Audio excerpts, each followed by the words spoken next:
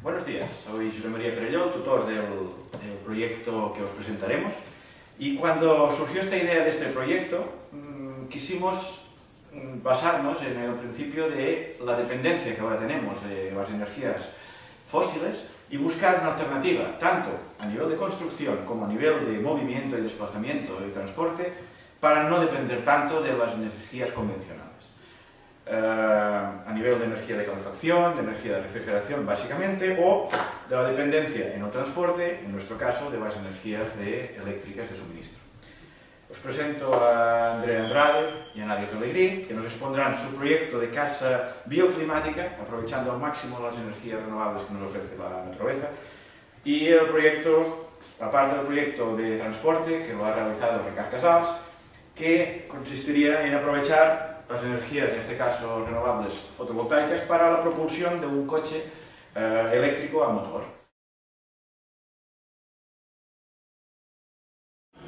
La orientación de nuestra maqueta es, en esta fachada el sur, aquí el norte, aquí el este y aquí el oeste.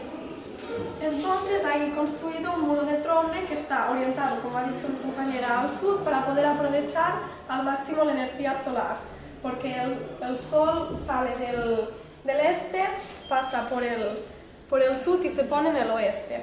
Entonces este muro está constituido por un vidrio y tiene rejillas superiores e inferiores. En el invierno están abiertas ambas rejillas para que el calor recibido pueda ser liberado en el interior. Y en verano están abiertas nada más las rejillas superiores para que el calor del interior sea liberado al exterior. También aprovechamos energía solar en la cubierta, que está formada por tres hileras de placas, dos de ellas fotovoltaicas y una de térmica. Y tienen diferente soporte para que no se hagan sombra entre ellas. En la planta superior hay los dormitorios y una terraza ubicada en la fachada norte para poder aprovechar durante el verano siempre de sombra. Por lo que hace a la primera, sí que ha sido dividida para aprovechar las estancias según cuando las utilizáramos durante el día. Entonces, en la fachada norte hemos colocado la cocina y el despacho porque recibirían radiación directa durante todo el año. Y tanto la cocina como el comedor están situadas en la fachada este, de forma de poder aprovechar las primeras horas de sol. En cambio, el dormitorio y el lavabo están en la fachada norte porque es una fachada que no nos proporciona ni calor ni luz, entonces son estancias que no lo necesitan.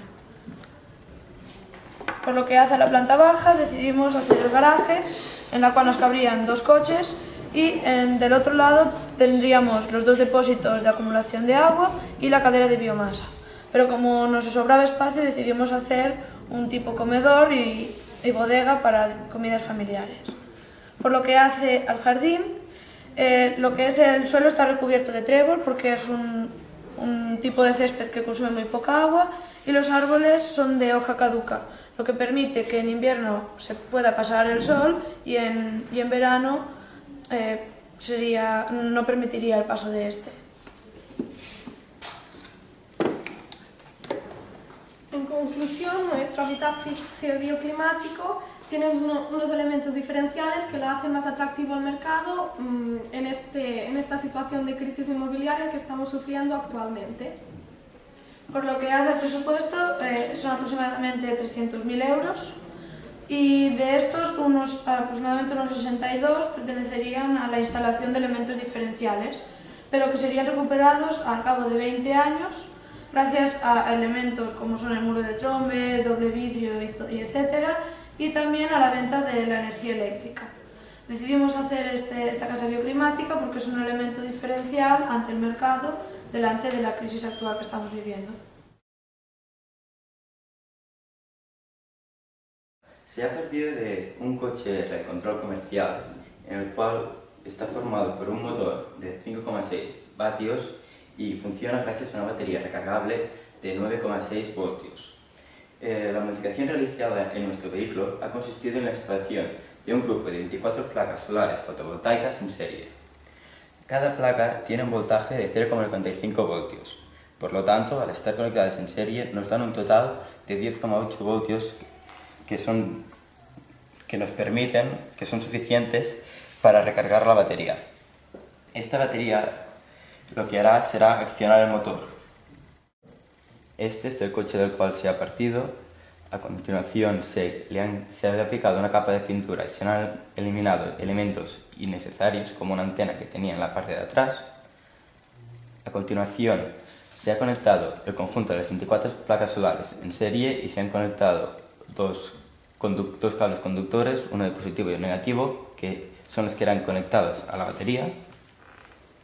A continuación se ha construido un soporte de madera para que vaya instalado encima del vehículo para poder montar las placas. A continuación se ha probado que la batería funcionara con un tester y finalmente se le ha instalado un conector a la batería que puede recargar la batería mediante el conjunto de las placas solares o con un cargador convencional.